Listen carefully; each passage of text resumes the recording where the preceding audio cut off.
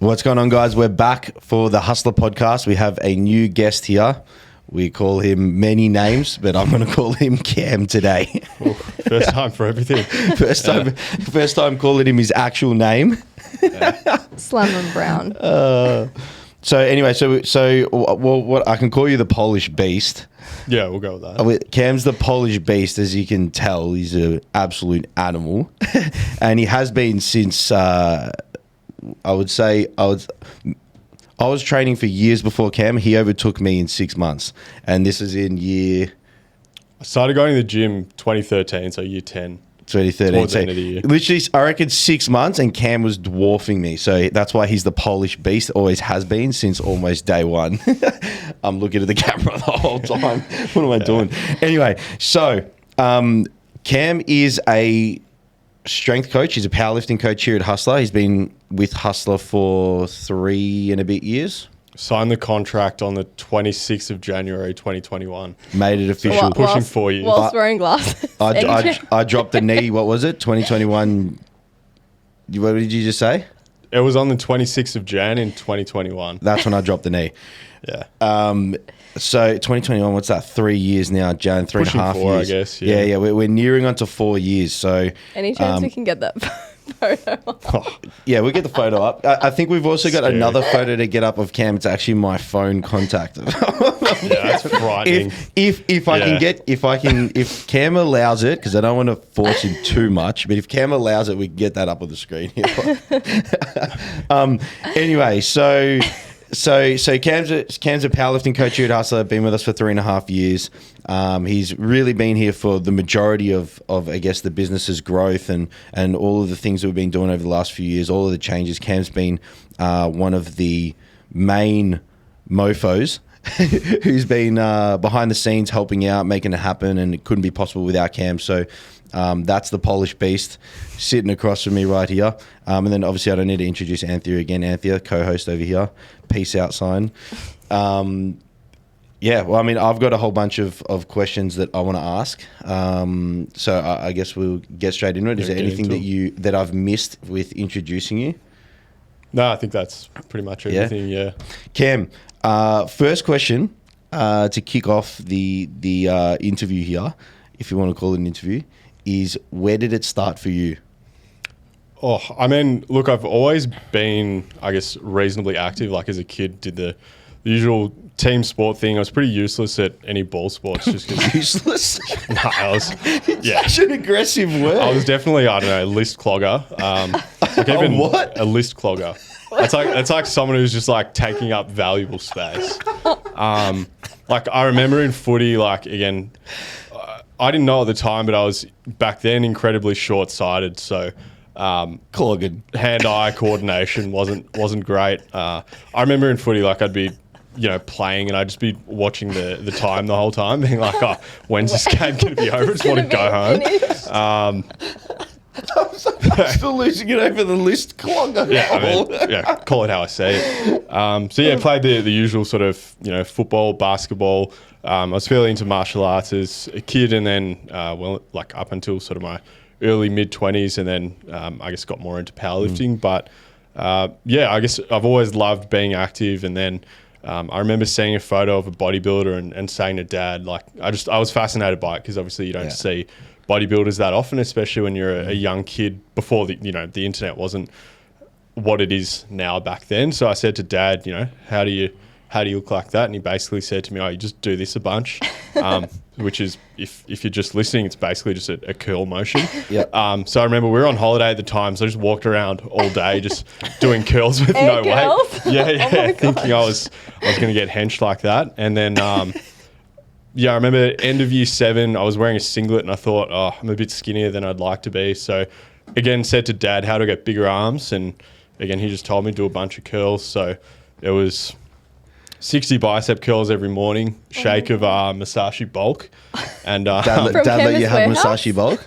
Yeah, Dad let me have it. Yeah. Actually, Mum used to buy it, but they were pretty on board with it. Mum and Dad didn't let me, no.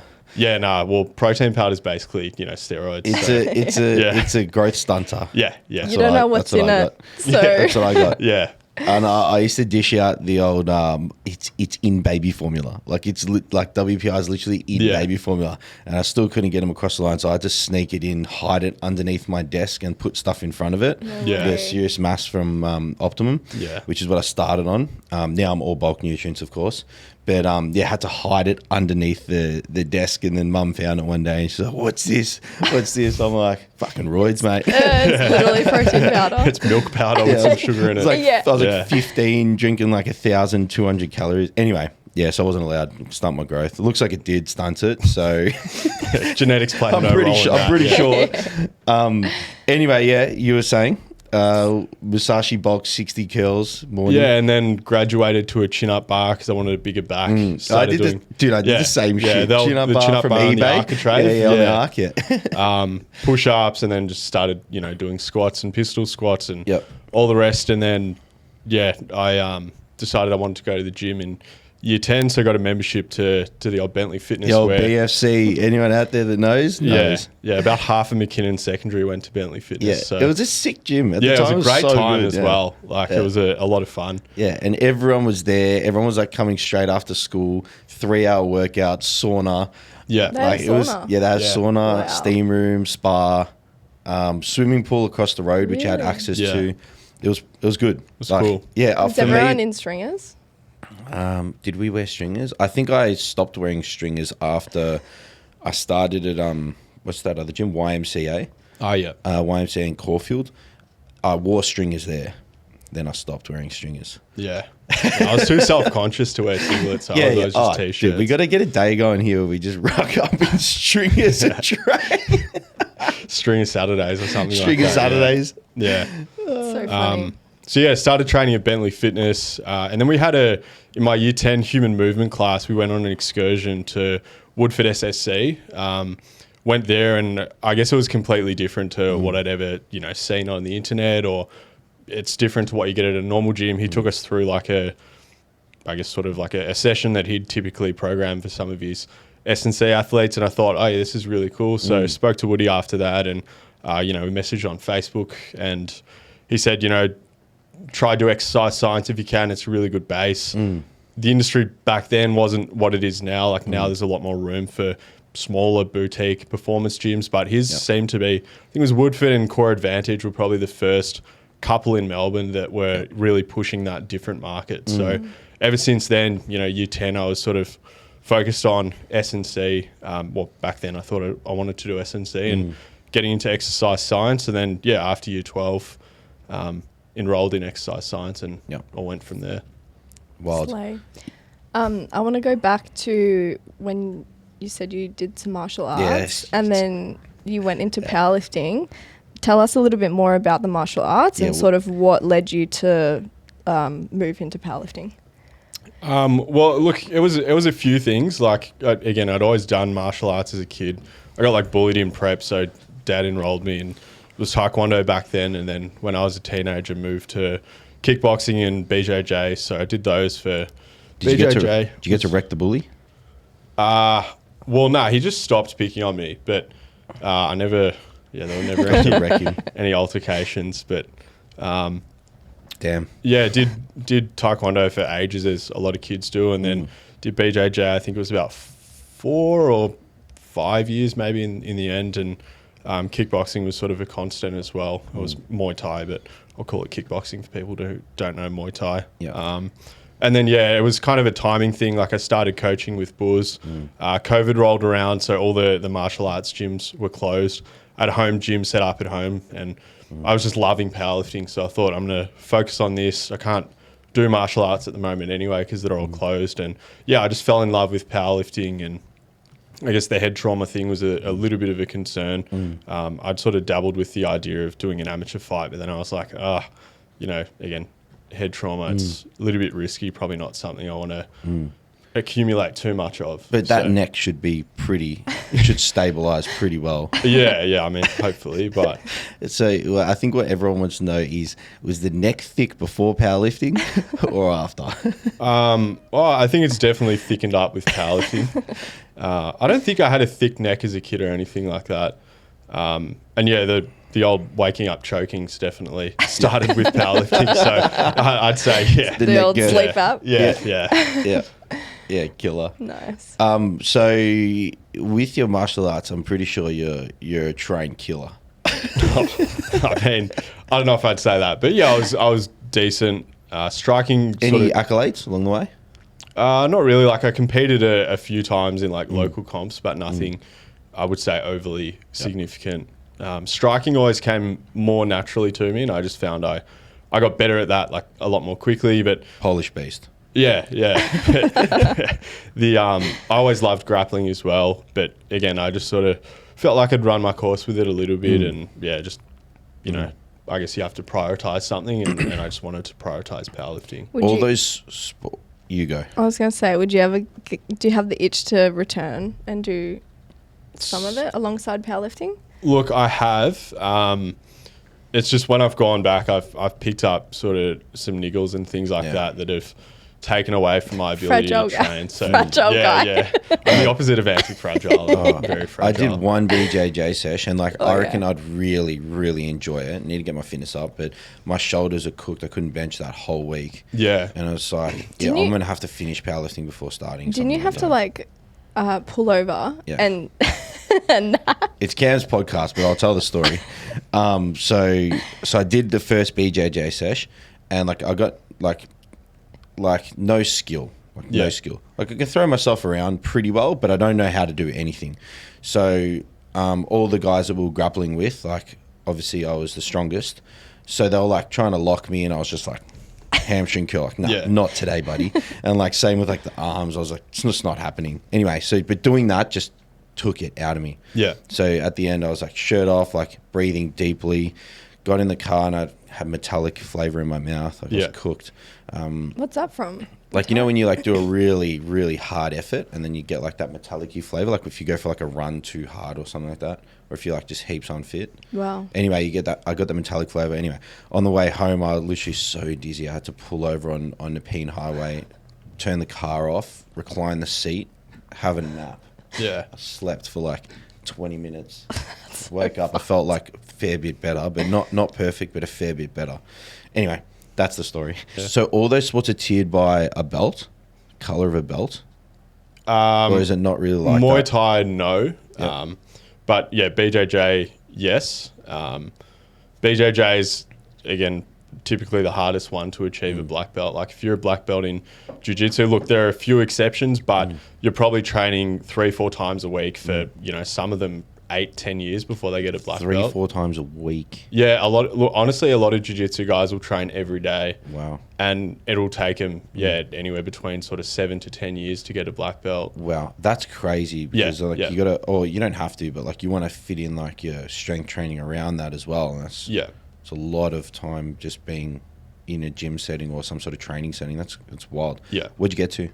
I got my blue belt in jiu-jitsu, which took me, I think it was 3 years. I was training a lot, probably 4 or 5 times a week. Yep. I was training at a couple of different gyms, so I'd do a few gi sessions, and then towards the end of it, I preferred no gi, which is gi kind of looks like the jacket and pants. So you can grab the jacket and pants, and you can actually use those to choke people and sweep people and things like that. Kills your hands. Yeah, you get pretty hectic. A lot of them get pretty hectic arthritis in their fingers. Really? Wow. A lot of broken fingers and things like that. No gi is a little bit faster paced because you can't grab things and sort of slow down. So it's a little bit faster paced, a little bit more slippery. So sometimes it's easier to escape things, but So the question of where did it all start? So we're talking prep. Yeah, I mean, I guess it sort of led down that path from a pretty early age of 5 or 6. Yeah, and then so it's got to thank my bully in some regards. What a mad dog. Yeah. And then I think when we were in BFC, I think did we do a year together? Yeah, it was about that. I think you had a little bit of a layoff for year 12. Yeah, because I thought I was going to do well and focus. Yeah. So I took a year off the gym and then failed anyway. Yeah, how'd that work out? I should have just kept training. Yeah. But we had a good sort of quarter of the year, and then we had that summer, which was a lot of fun. And then obviously you took a bit of a step back, and then I think you started training elsewhere, but then we'd sort of sporadically train together, and we'd do sessions at Hammer House and whatnot here and there too. Yeah, I moved to Anytime Brighton after that. It was closer to home. But the sessions we used to do at BFC, sickening. We literally would work up to like just a single like 1 hour. I got a story about this. Fail it, do it again, fucking, and then just do like 5 back off sets of random shit. It was crazy. Yeah, so the first time I ever actually went to Bentley Fitness Centre, I was training with Jace, and Jace is like, yeah, sweet, like we'll do chest tries, I'll take you through my session. So I was like, yeah, cool. I was so G'd up. Walked in there, you know, did our usual dumbbell external rotations because, of course, you know, they're going to protect your shoulders when you're benching. And Jace is like, yeah, sweet, we'll work up to a 1 rep max because that's great for strength. So I was like, yeah, cool. So got up to 80. I hit 80 on the bench. It was like moderately hard, and Jace is like, nah, we'll go 85. So I was like, yeah, sick, 85. So I unracked the bench with incredibly soft elbows and then just guillotined myself. So I just dropped the bar on my neck, and Jace like rushes to the bar, like picks it up off my neck, and he's like, yeah, no, don't unlock that with your elbows half bent. So yeah, worked up to a 1 rep max and then dropped the bar on my neck in my first session. We kept training, like the session was sweet. Did our like, I don't know, 8 sets of back offs. Hit pretty much every chest exercise under the sun. We were there for 3 hours. Like my chest was sore for a week and a half afterwards. I was gonna say, how was the fatigue? I remember like writing at school and even writing on paper with my pen. I was like, I don't think I can do this. So like, this is outrageous. Yeah, we used to train silly. Yeah, the stuff you do when you're a teenager. Very silly. That's so funny. I don't actually remember it falling on your neck. Yeah, that was definitely a core memory that's up there. But look, I think I wouldn't advise people do that, but having that experience, on the neck. Having that experience, at least you sort of know. Advise them. Yeah, try it at least once. At least you know what unintelligent training is, because I think sometimes for people in the fitness industry, like, you know, a lot of us have had coaches for a long time. It can be easy to forget how some people train or some people's ideas of what good training is. So it's good to humble yourself a little bit and look back and go, you know, actually I used to do these things as well.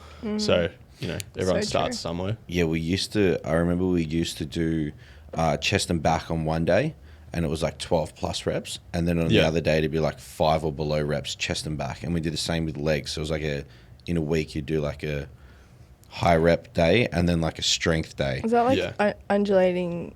It's like I don't know what I'm. Periodization? It's like I don't know what I'm doing. No. I wouldn't give it that much credit to say there's any sort of period. But I just remember there was a phase where everyone was talking about this type of periodization, and it was a big thing.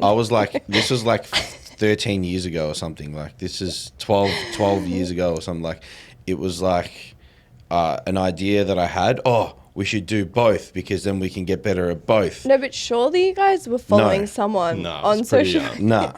It just came into your head. It's bro science to the max, I think. Yeah. Who did you used to watch back in the day when you were starting out? I was big on Omar Isuf. I think he's actually still active on YouTube. I was massive on him. He, from memory again, I don't really consume his content now, not for any reason, but I think he actually put out like some pretty solid advice. There was Clarence Kennedy who featured in a couple of his videos. He's more like a weightlifter, but he was doing sickening things like beltless, sleeveless, high bar, astergrass, 300 kilo squat. Like just crazy feats that, you know, a lot of powerlifters can't hit with sleeves and a belt, let alone, you know, high bar, beltless, sleeveless. Who else was there? Evan Centopani, when he was with Animal. He used to put out videos. I used to watch those. There was some of the starting strength stuff that I used to watch as well. I always liked Ripato's Texas accent. I think those are probably the main ones that come to mind. Again, there were definitely others. I got sucked in by Mike Chang, the six-pack shortcuts guy, when I was like 13. Which one's him again? Lockie's nodding. He's the... It's like he's just a full snake oil salesman. Like, Is he still going? Nah, he's pivoted into like, I think more self-help type stuff now. Really? I'm pretty sure I know the guy you're talking about. I just can't remember. Yeah, 6-pack shortcuts. Fuck, who was that dude that was in the garage? He was always in his like garage gym downstairs, and he always Keno had body. No, he was a snake oil as well, wasn't he? Yeah. I think I know who you're talking about. The dude with the dumbbells, and they were always like the dumbbells that you just like add weight to. It wasn't like a specific dumbbell. He always used them. I forgot what he's called. I don't know. Anyway, yeah, got into him a little bit as well. Yeah.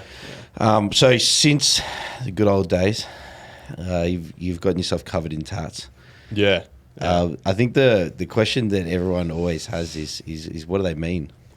Yeah, absolutely nothing. Apart from my knee webs, they represent my time in juvie, but that's a joke. A lot of people think back in the day, apparently webs were a jail thing, but I've had a couple of people say like, "Oh, have you been to jail?" I'm like, "No, I just like webs." You're in the jail of life, though.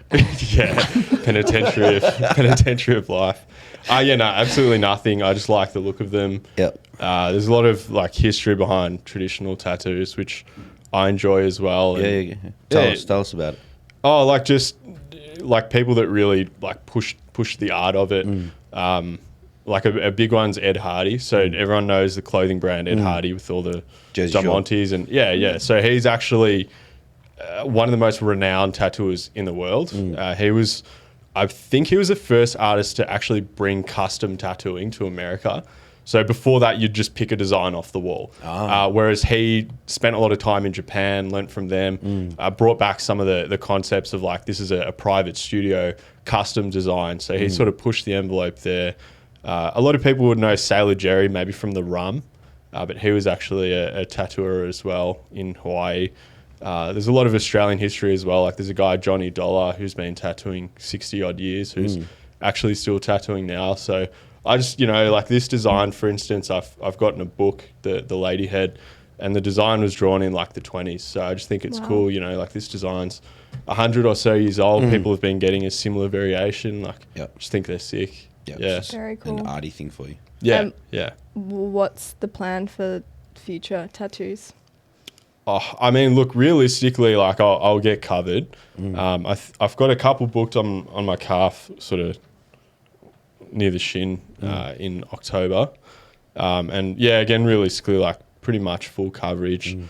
Get, back done, legs done. Probably won't touch hands or face. Maybe neck down the track. But yeah, I mean, I think a lot of people do it. They get one tat and they think I'm going to be one and done. But for the most part, like you just get hooked and, you start to see these gaps and you're like, oh, something will look good there. And before you know it, you've got the most part of a sleeve or whatever it is. Same tattoo artist every time? No, I've got a few different artists on me. Like the Panther was a guy called Trevor McStay who's been tattooing in Melbourne for, I think, over 40 years. So I wanted something from him because he's like a legend in the scene and he's known worldwide. He's actually got tattoos from Ed Hardy as well, which is pretty sick. That's so cool. My right arm was all Fergus at Melbourne Tat Co. He's now moved to New York at Smith Street. But yeah, like a lot of work from the same artists. Yeah. Wild. Yeah. Cover up. Yeah. Cover up. Love it. So you're you obviously tatted up like Chopper, and you've got your mullets proper as well. Yeah. Give us a little twirl of mully. I just had a tune up today, so it's probably looking a bit more aggressive. Need to get some sea salt spray in there, spruce it up a bit. Yeah, I've been contemplating the sea salt spray. What does the sea salt spray do? Just give it volume? Volumizes it, I believe, yeah. Wow. Yeah, it makes it all messy, I'm pretty sure. Yeah. Very cool. It's just, I don't know, the back of my head's like quite blocky, so there's sort of no, like the back of my head's flat and there's not much shape from my head down to my neck, so I feel like it looks kind of obscure when it's short back there. So yeah, at least if I have a mullet, it gives it a bit of character. I've got the same. Mine's got rolls now. Oh, really? The back of my head's got rolls. Yeah, maybe you need a mullet again. And the thicker my neck gets, the more flat it looks with rolls. Yeah, you get like the staffy rolls. Yeah. So I might have to bring back the mullet. I know Anthea likes the mullet. I like mullets. Mullet and mustache. They're good. Yeah, I like them. Yeah. I reckon. Yeah, it's a bit. I mean, heaps of people have them, but it's a little bit different to the usual, just like skin fade on the back and sides. So. You're either a lover or a hater of a mullet, I think. Yeah. There's no real in between. Yeah. How hard was it to like maintain it in Europe, apparently? Oh, yeah. So, I mean, yeah, all the barbers over there I guess they have a slightly different fashion sense. And like I'd go into the barbershop every time and I'd be like, oh yeah, can you just give me a fade on the sides, like, you know, bit of texture in the top, take a little bit off and just leave the back, please. And they'd be like, leave the back? And I'm like, yeah. And I'm like, you know, I want a mullet. I remember once we were in Glyfather in Athens and the barber's like just looking at me like sort of startled and he's like, mullet. And I was like, yeah. And he's like, aggressive mullet. And I was like, yeah. And he's like, whatever you like. And I was like, oh, he hates it. And I'm like, yeah, you know, it's like a bit more fashionable maybe in Australia than here. And he's like, I would never normally do this. And I was like, well, but he was a good barber. Yeah, he was a weapon, and he actually did it and didn't touch the back. So I got butchered once over there, and then I got a haircut from him, and he nailed it. Yeah, you got your nails did as well. I was gonna say the same. Yeah, we can put a photo of that on the screen. I've actually got one on my phone. Is it manicure or pedicure? Yeah, I got a manicure. Yeah, because I bite my nails, so I thought give him some loving because I've been getting attacked for 25 plus years.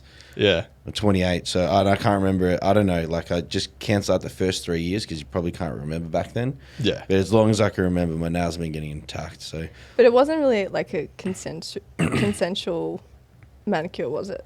Nah, she was telling me that my nails were busted. Yeah. And she's like, you need to sort out your cuticles. It's all like, everything's all busted. I'm like, I don't know what this is. Just do it. Like, I was waiting for Cam to get his haircut. And I think she did a good job. She kept coming up to my index finger and going, oh my God. Yeah, she wasn't happy. She couldn't believe it. Anyway, they look the same to me, all of them. But yeah, got them done. Thanks for bringing that one up, Cam.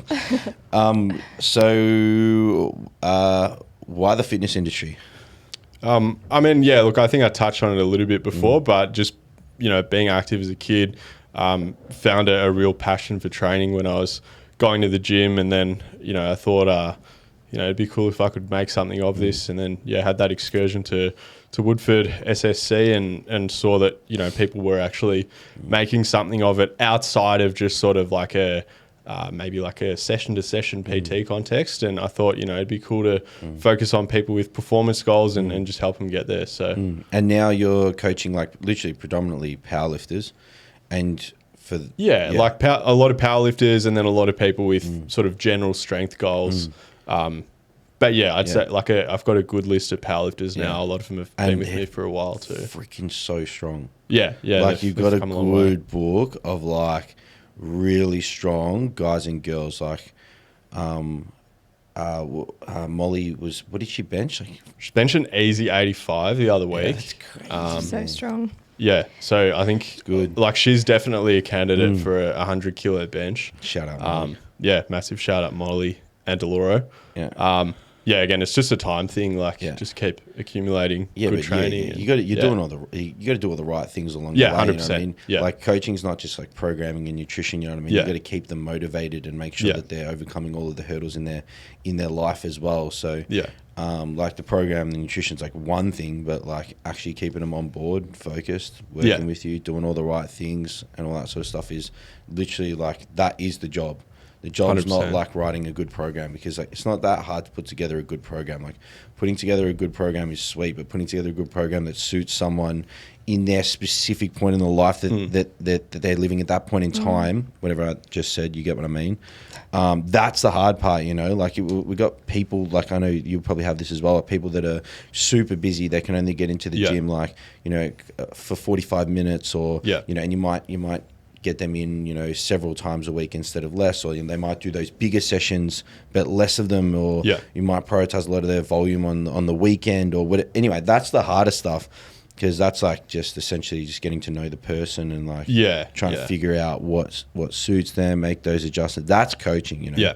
Well, I guess it comes back to the adage of the best program is one that you can actually follow because again, you can put together a great program on paper, but if this person's working, they've got kids or whatever, and it's just not feasible for them to actually do it well, you know, what's the point? I think the other thing with powerlifting, it's a sport where you're really pushing your body in 3 specific positions for a long period of time under heavy loads. So can you guys maybe both speak about how you go about managing fatigue and I guess when your clients experience little niggles and injuries and actually still managing to continue pushing into performance. Take it away, Cam. So I guess a couple of things that jump out, and look, there's probably something I forgot, but obviously periodizing their training through the year. So you're not going to be hitting. What does periodizing mean? So it's basically structuring training around, again, in a powerlifting context, typically around comps. So if we know that somebody's doing a comp in 6 months' time, their training's not going to be super, super specific to that comp year round. Because again, when training's super specific, we're hitting high volume, heavy singles throughout the week. There's only so much of that you can do before you start to just accumulate wear and tear. It's a fancy word for planning, yeah? Yeah, pretty much. Yep. Yeah, so again, obviously with super heavy specific training, after a while we get really fatigued, niggles, aches and pains. So it's sort of about knowing when to push the specific lifts hard and how long for, and then when to keep those in, but just pull back on maybe volume or intensity of some of those. I think the other thing is variability. So I'm massive on variability. Yeah, you are trying to make me. Yeah. For those of you guys that don't know, Cam is my coach at the moment, and he's been literally, I've seen it firsthand, trying to get me to do some non-sagittal based, non-powerlifting movements, Yeah, so in powerlifting, again, we're pretty much moving up and down with everything, like bench press, up and down, squat, up and down, deadlift, up and down. So extension. we're not getting any rotation. We're not really training flexion. We're in extension all the time. So if on their non-specific work, you can get into these positions and get strong in these positions that people don't typically get strong in powerlifting, it helps you maintain those qualities, and it can take some of the emphasis away from being in extension all the time, just as one example. And that can really help just keep people feeling fresher. Yeah, the way that I see, like, there's like a couple of ways to powerlift. Like, one is in pain, and the other one is utilizing some variation, and either in less pain or no pain. And I know that for myself, since you've been doing all my stuff, I used to have rib pain, back pain, shoulder pain, neck pain. We haven't even added that much shit in. But we definitely got a heavy focus on like hypertrophy, getting into flexion, protraction, rotation, all of these sorts of things. So just moving the body through ranges that we don't access in powerlifting. And I feel great, to be honest with you. So I've noticed a difference. It's not like you got to overhaul the whole bloody program and stop SBD and do variation. Like, it's just a couple exercises at the end of each day that essentially in the long run, I think I'm going to be stronger because of it, because I'm going to feel better, feel stronger, less pain. I'm going to be motivated to train because I don't feel like I'm breaking my body. So I'm going to train better and harder. Yeah, exactly. And again, like, you're going to progress a lot better if you're not in pain for a lot of the time. Again, like niggles, aches and pains, they're sort of part of not even just training but life as well. But if we can sort of keep those at bay as best as possible, again, you can train harder for longer. Lifting weights is painful. Like, you'll go into a set, maybe at the end of your set you might get a sore chest or a sore pec tendon. It might last a day, it might last a week, like whatever it is. Like, pain is just a signal. It's not something that we need to be too scared of. We just got to make sure that it's not progressing to a point where it's stopping us from achieving our goals, right? So the pain is all part of the process, but I've noticed that lingering pain for myself is like, it's no longer there, You get sore after a bench, no worries, that's fine. Next day I'm good. A little bit tired, but I'm good. I'm getting stronger, So you said periodization, variation, for things to sort of keep people, I guess, getting stronger, sort of more so on the pain-free side of things. What other sort of methods do you use as well? Well, again, like we touched on before, I think just being adaptable. Like, if somebody's super, they're going through a super high stress period in their life, pulling back and not trying to force, I guess, the same training load on them. Because again, training's a stress on the system. Obviously, you recover from the stress, and typically you get bigger and stronger as a result of the stimulus that the stress provides. But, there is a point of diminishing returns, and there is a point where we can't recover from that stress anymore. So again, just being adaptable, like, as everyone knows, like, we've had periods in our lives where we just can't put as much into training, and I guess just being aware of that and pulling back for them. And honestly, like, a lot of those times when that period's over and they've pulled back, like they launch back into training and then they're hitting like sickening PRs. So yeah. I think that this is something that I always try to instill and teach to my clients as well, because the plan can change and we can actually pull back, and it doesn't mean that you're moving further away from your goal. If anything, it can actually mean that we're on the perfect path for you to achieve your goals faster, because we're being consistent. And, you know, when they come to you, you might make a plan to set out for 4 days of training, and then if life gets hectic, whatever, they might feel like, well, I can't stick to that, therefore what's the point in coaching right now? There's no point in me even trying to get to the gym. But in saying that, it's actually much better to sort of reduce the expectation so that you can continue to show up, and it doesn't actually mean that you're moving further away from your goal. If anything, you're actually moving closer. I feel like making progress in the gym, if I could simplify it as logically as possible, like the like amongst, you know, getting injured or something catastrophic happening in your life, the biggest like threat to your progress is falling off the bandwagon. Yeah. I feel like that's like the number one thing. Like obviously, aside getting injured, aside, you know, something in your family happens and, or, you know, some shit like that, but falling off the bandwagon is like literally like what we're stopping from happening at all times. So whether that's reducing training, like you said, or, you know, putting variation in because the person's in pain and they I don't know if I want to powerlift anymore. Well, we need to find a solution for, if it's the pain that's stressing you out, you feel like you're breaking your body, like we need to find a solution for that so you don't fall off the bandwagon. Nutrition, I had a big weekend and then I didn't track, and I didn't track for 3 months, and then now I've put on 5 kilos, or I've lost the 5 kilos I've been trying to gain, or whatever it is. Like it's about keeping them from falling off the bandwagon. That's like as simply as I can see coaching as, you know. Yeah, that's my story. So we were talking about Cam, his what are they called? Coaching ideologies and all that sort of stuff.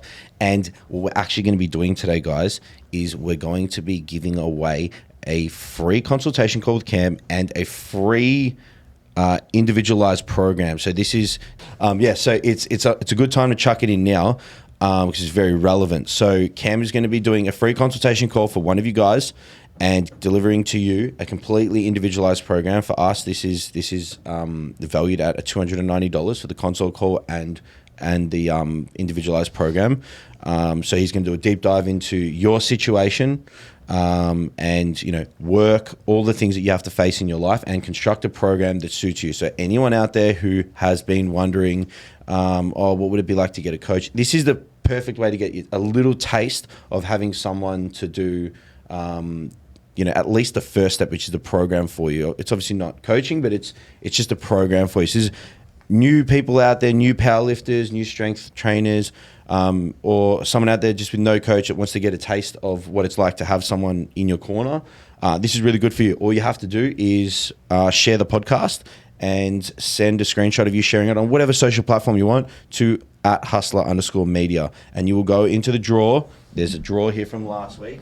Someone's going to win. The cup. Are we doing this? Into the cup, the little mug. We want to upgrade this to like a big bowl, or like chalice, something. yeah. We might get like something obnoxious, huge in here. But we want to upgrade this. So at the moment, you've got very good odds of winning because we don't have that many people sharing it. For us, sharing it helps get the podcast out there. We're new, but for you guys going into the draw now, when only a handful of people are getting amongst it, that's very good chances of winning $290 worth of value here from the one and only Polish Beast, the Killer.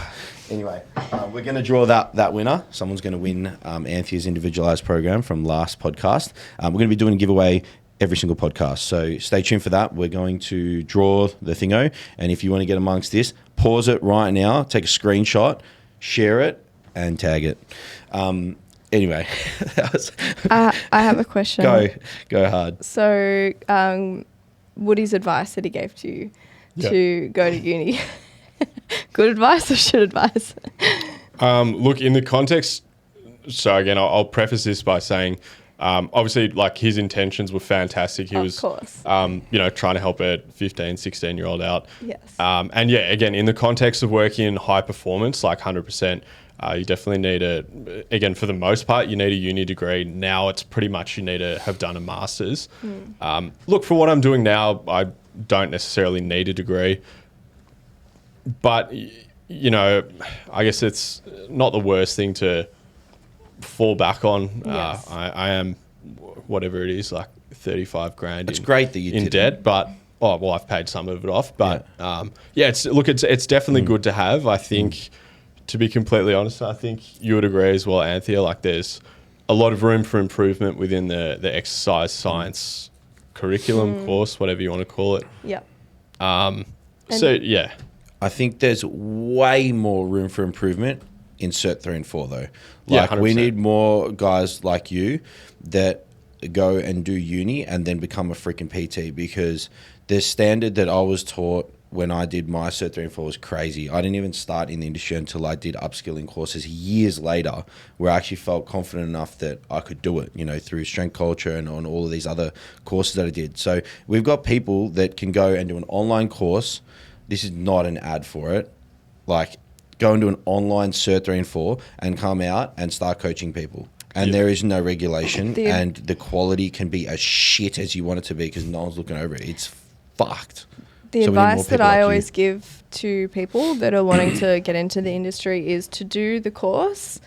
Either go with someone who actually does a lot of extra, you know, curriculum on top of it, and you'll get a really good education, which will be a little bit more pricey. Otherwise, do whatever course you can, cheap, get it done, and then spend your time and money upskilling outside of that. Yeah. So what are some good upskilling places? Like, if you like the sort of stuff that we put out, like Strength Culture is really good, JPS is really good. Yeah. Athletes Authority, again, it's not really my wheelhouse, but from what I know and I've been told, like, the quality's super high as well. I know Swan always raves about them, so I'd say Athletes Authority as well. Yep. Bodybuilding, like, I got the John Jewett course. Haven't started it yet, but that's a bodybuilding course, and he's like a leader in the industry. But find courses out there. Look, success leaves clues, all right? So if you're looking up to a mentor, or you want to learn from someone, if they look like they've got a good quality, successful business, then they most likely do. You know, so success leaves clues. So follow those people that look like they're doing really well, and the content that they're putting out looks legitimate. It's evidence based and all that sort of stuff. And go spend your money. Like, you go spend your money learning, because you'll make more money from learning all of that. Like, literally, I was making nothing until I started learning. The more that you learn as well, the famous quote, the more that you learn, the more you realize that you don't know as well. And the whole Dunning-Kruger. That's what the whole industry needs to do. Like, until you can say, I don't know the answer to that question to one of your clients, then you need to go and learn and realize that you actually don't know everything. Because I know, like I got no problem telling someone I actually don't know the answer to that question. Always. But it's back in the day when I thought that I knew everything, and I was telling people who wanted to lose weight, just jump on the treadmill, and like, how long should I run for? As long as you can. Like, stupid shit like that. Mate, I'm telling you, I would answer any question with whatever I thought the answer was. I would never sit there and be like, I don't know. Yeah. I don't know. So I think that's a little Jace's rule. If you can say I don't know, then that's good, you know? Yeah. Go out there, upskill, do what you got to do. You'll make more money, you'll get more clients, and you'll do a better job as a coach if you go and upskill. So don't hold on to your pennies. Don't go and invest it in the stock market. Don't buy a new car. Go and spend it on your brain and learn. It's like, honestly, literally number one best thing you can do. And alongside that, if you don't have, you know, $2,000 or whatever to fork out for a course, get yourself a coach. Yeah, 100%. If you want to be a coach, get yourself a coach. What you can do is you can ask that coach questions. That coach can be somewhat of a mentor for you. You can see how that business runs their operation from a billing standpoint, to an accounts back-end standpoint, to how they program, what platform they use to program. You can ask questions. You literally have yourself a mentor and someone who's going to help you make more gains. So that's like number one, like number one. I talk to people that ask me for advice. They want to get into Cert 3 and 4. I go, do you have a coach? They go, no. Yeah. For those just listening along, I'm shrugging my shoulders. Sorry. Like, I don't want to be like rude, but like, that's like your number one step, you know, like, and also from like your belief standpoint, if you're in the gym, you want to be a coach, and you don't have a coach, and you don't even believe in your own service that you're selling, how can you sell something you don't believe in? You know, baffles me. But if you're out there and that's you, go get yourself a coach. Like, it'll be the best thing that you do. Like, I can guarantee it, and I think all three of us can guarantee that it'll be the number one thing you can do. Yeah. For sure. Got any more questions, Anth? Because I've got a couple here. No, you go. All right, when are you making a return to the platform? Slambosis. I mean, look, I haven't booked a comp in, but I'm really wanting to do one. Like, it'll be around March. Again, there's somewhat frustratingly, there's a lot of changing of dominant federations in tested powerlifting. That's a shithole here. Yeah, so look, I don't know what the landscape's going to be like next year for USAPL, because obviously Australia's got an IPF affiliate again. I think it's APA now. They went from APU, they lost it, and then APA's come in. Third one. Yeah, and then obviously we've got APL too. It's slightly different rule set, deadlift bar.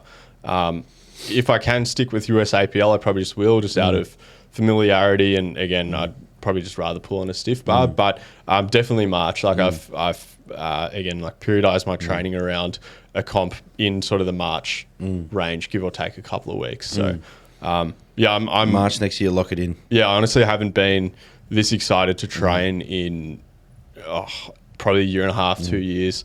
I'm like G'd up to get back onto a platform. Yep. I'm like thinking about training like throughout the day, like doing sickening stuff like that. So Wow. I think it's gonna be a really good run of training, and yeah, I can't wait to get back. I'm in the same boat, March Yeah. as well, and I'm like full G'd. Yeah, it's the like best. full G'd. Yeah.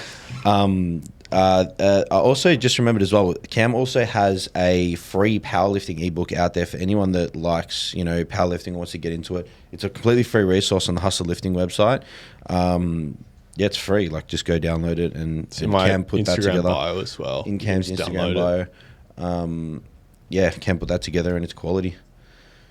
Cool. So we sort of touched on it a little bit, but what's the number one thing that you try and teach your lifters, or some advice that you would give to someone just starting out, early days? Like, are we talking about like powerlifters, just people generally into strength training? Like, what are we? Yeah, either or. I guess, again, like the big thing would be get a coach. Like, it's the easiest way to fast track your progress, especially if you're a little bit newer. I know it can be hard to admit you don't know everything, but I don't know everything. None of us do. But having a coach will help you learn a lot more, a lot faster, and progress a lot faster. I guess in the context of powerlifting, don't go super specific super early. So you see a lot of people and they want to start powerlifting, and their training's basically only SBD. And yeah, sure, like they get pretty technically proficient, but a lot of them, again, they just run into sort of injuries, niggles all the time, and they get burnt out as well. Like if you're competing all the time, your training doesn't really have any variation in it. It's probably going to get a little bit stale. And again, you see sort of, it's like they call it like the junior curse. And it's people who do really, really well in juniors, and again, nothing against them, but they just burn out and disappear. So play the long game, focus on gaining muscle. That's a big one. Again, more muscle has more potential to lift more weight. And then probably the other big thing would be, look, unless you're a legitimate chance of a national record or going to worlds, don't keep holding yourself down a weight class. Again, I think you agree, Jace. I'm sure you agree as well, Anthea. Like, it's if you're pretty maxed out in that weight class, like, and you just want to hold yourself in that weight class because you don't want to go up and maybe be a little bit less competitive for a year or two. Like, realistically, you're just impeding long-term progress. And we all go to the gym to get bigger and stronger and lift heavier. Like, I don't think many of us sort of go into the gym wanting to stay at whatever it is, 77.5 kilos indefinitely, just because I don't want to move up. I will say as well, the people that go real specific real early, they don't put on enough muscle. Like, it just doesn't work well for them, So I can get where it comes from with like that, I guess, specific style of coaching or programming, and then they're also always majority are like hunting for that low weight class. But where you're going to be in 5-10 years, what weight class you're going to be in 5-10 years, because if it's not the one that you're in right now, then you need to start building up to it earlier, because muscle doesn't just come on when you decide to gain it. Oh, look, all right, it's been 3 years at this weight class now, I'm going to go up one, and then you're going to be hunting that down for a little while. So I know for myself, I'm going to be a 90 to 95 kilo lifter probably don't want to go past that because I think I'll get sleep apnea. Already showing some signs of it, so I don't want to go past that. So that's sort of my limit, just from a health standpoint. So we've come up from the 77s to under 95s. It's going to take some time, you know what I mean? But you got to do it, you got to do it. So don't lock yourself into a low weight class. It's honestly, 100%. Sure way to just stunt your growth. Well, outside of building skill, what are some of the things that we have control over to get stronger? Well, it's literally just past a certain point, like, you get neural adaptations, and then it's just how much muscle's on your frame to actually move that weight. So, again, not to say that there shouldn't be specific periods of training, because, again, leading into a comp, you want it to be very specific, but, your whole year of training, like we definitely should have dedicated periods where we pull back a little bit on SBD and slam accessories, try to gain some muscle. And, again, that'll pay dividends in the long run. And that doesn't mean that you need to get worse at SBD. You're just doing less sets per week. And you want to be in a well-fed state, eating in a surplus, gaining muscle. And I know with my lifters, we drop the sets back to 2 or 3 of squat, 2 or 3 of or 3 or 4 of bench, and then 1 to 2 of deadlift in the off season, and the rest is like attacking full range of motion, bodybuilder style stuff, nice good tempos, pause at the top, pause at the bottom, get close to failure, lots of RP10s in there, the fun stuff, the shit that everyone likes doing, that most powerlifting coaches like, don't do that, you'll overtrain. Like, nah. If you do the right exercise, like if you're doing a fly or something and your shoulders are all good, you can really give that a nudge. It's very different doing an RP10 on a fly, a very low fatigue exercise, high stimulation exercise, versus doing an RP10 on a freaking fully arched minimal range of motion bench press that's going to crush your elbows and shoulders and neck and back and like literally everything, So, spending the off season nudging it hard with those exercises is like a must. And I feel like the industry could move in that direction a little bit more. In my opinion, like a lot of powerlifters out there would really benefit from gaining some solid tissue for like 6 months in their off season, maybe do a comp less, that sort of vibe. You also had a question, Anthea. Last question I have for Slam is, what's like one sort of principle or ideology that you think is most important and that you try to instill in your lifters as a coach? Yeah, so I guess just establishing a framework and teaching them that framework so that they can, again, make decisions that fall within that. So I guess an example would be, I'm massive on technique, so I spend a lot of time refining technique and tinkering and adjusting to find the most efficient technique possible. So I want to actually tell them what I'm looking for, not just say this is good, this is bad. I want to tell them this is what we want to see. This is the position that I want at the start of the lift to set you up well for a strong lift. And again, if you can teach them that and instill that in them, then they're going to have more reps that move really well and how you want them to move. And then also, if they have a set that feels average, they can watch back that video and go, oh, actually, I lost position here. And maybe that's, why that set felt average. So the awareness. Again, the framework's not just a technique thing. Like you teach them that with nutrition as well. But yeah, again, probably just trying to give them that framework and tell them why I want to see something. Yeah, well, I mean, yeah. So that's probably like your number one thing that you want to teach a lifter. That's because it gives them the skills to make informed decisions on their own. Yeah, exactly. Yeah, which is essentially the goal, right? Yeah. We don't. Yeah. You go. Do you think there is an exact blueprint of specific technique for squat, bench, and deadlift? No. Depends who you're asking. Yeah, again, like obviously success leaves clues. Like there are certain things that we'll generally look for within people. But again, like anthropometry, so like limb length, things of that nature. Even body comp, like if somebody's 105 kilos, like super, super jacked, like their actual, the amount of muscle that they have is going to change, the positions that they can get into compared, someone who's 105 jacked to somebody who's a 55 kilo lifter. Like I think it's a little bit unrealistic to expect them to lift in exactly the same way.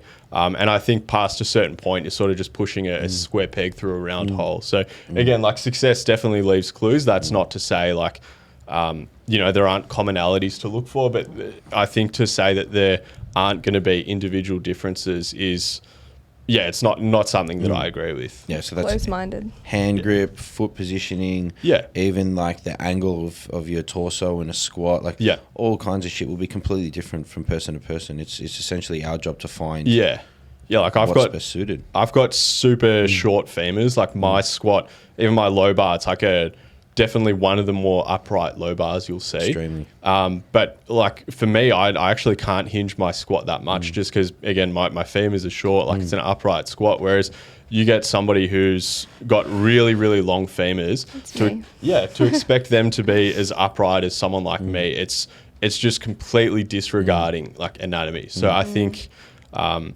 again, I'm not saying there aren't commonalities, like, you want to look like, on a squat and a deadlift, like you need to be able to manage your center of mass. That's a commonality amongst everyone. But, how we do that is slightly different dependent on the lifter. And like if you're like still questioning that, I reckon just go watch the IPF and go watch like some of the highest level lifters out there from every single country in the world and watch how completely differently every single person lifts. Now, that's not to say that maybe they could squeeze a little bit more out from a slightly different technique, but let's be real. If they're at the top of their game, they're most likely going to have a better idea than of what better and stronger technique for them actually is. It's completely different for every person. So different. Yeah, well, classic example, Amanda Lawrence, like her knees almost touch when she squats on the way up, and a lot of people would pull that apart, pick at that, but she's literally the best in the world at what she does. And then you look at somebody like Ray Williams, who's like a super heavyweight, like to expect his squat to look exactly the same as a super, super small lifter. Again, I just think you're sort of, again, pushing a square peg through a round hole. Yeah. Yeah. Killer. So the final, we should draw the winner. We'll do the deep question first. Deep question first? Yeah. Okay, so so just for some reference, we don't know if Cam likes this question. We know Anthea doesn't like it. Marcus Swan doesn't like it. Me and Lockie like it. But we don't know where Cam stands with it. But anyway, we said we're going to chuck it in every episode. We'll see how we go. But when you leave this world, Cam, what do you want to be remembered for? Oh, jeez. Far out. I guess just being a morally sound person would probably be pretty high up there. Yeah. Full coverage, tats. So if I go before that happens, I'll be pretty pissed off. Yeah. Morally sound, good person. Sick. It's pretty much no like super, super specific. Like I want to be remembered for doing XYZ in XYZ company. Like it's just generally good person. Pleasant to be around. Yeah, you're all right. Yeah. All right. All right, let's draw the winner of the completely and utterly individualized program. I don't know why I said that. Written by Anthea Woodruff, our co-host over here. She's looking cute. So who's it going to be? Who is it going to be? Anthea's going to draw it.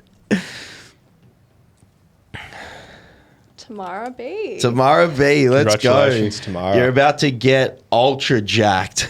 You're about to thrive, queen. Whatever you want. You're about to thrive, queen. Thank you so much for everyone who entered the giveaway. Yes. And shared the podcast. Yes. Thank you for everyone who listened as well. And just a reminder to go into the draw for individualized program and free consultation with Cam, valued at $290. All you got to do is share the podcast, take a screenshot of it. You can do it now, pause it, screenshot it, share it on any social platform. Tag as well, yeah. You can tag if you want. It's up to you. And then send a screenshot of you sharing it to HUSLA_media on Instagram. Very easy way to get $290 worth of value from the one and only Polish killer Slambosis. Anyway, as Anthea was doing our little sign off there, you can continue on if you want, Anth. Thank you for listening. Yes. Hope you enjoyed. Like, comment, subscribe. Yes. You can give us on if you're listening on Spotify. I believe you can give a star rating. You can give us whatever stars you want. Definitely 5. 5 stars. Push for 5. Yeah. Push for 5, please. Stars you want. Anyway, we're going to start copping like 2s and 3s. No. 2s and 3s. Anyway, thank you guys. Please don't give us 2s or 3s. That'll really hurt. So, guys, thanks for watching. Next week, tune in for our next podcast, which will be with Mona. Mona works at Thrive, and she's a female-only coach. So we're going to be sitting down with Mona and talking all things. A story. All things Thrive, all things Mona. coaching, Yeah. all things Mona. Literally, where she's the same sort of vibe, just with Mona. Thanks, guys. Tattoos, yeah. Is that a really bad sign off? All right, peace.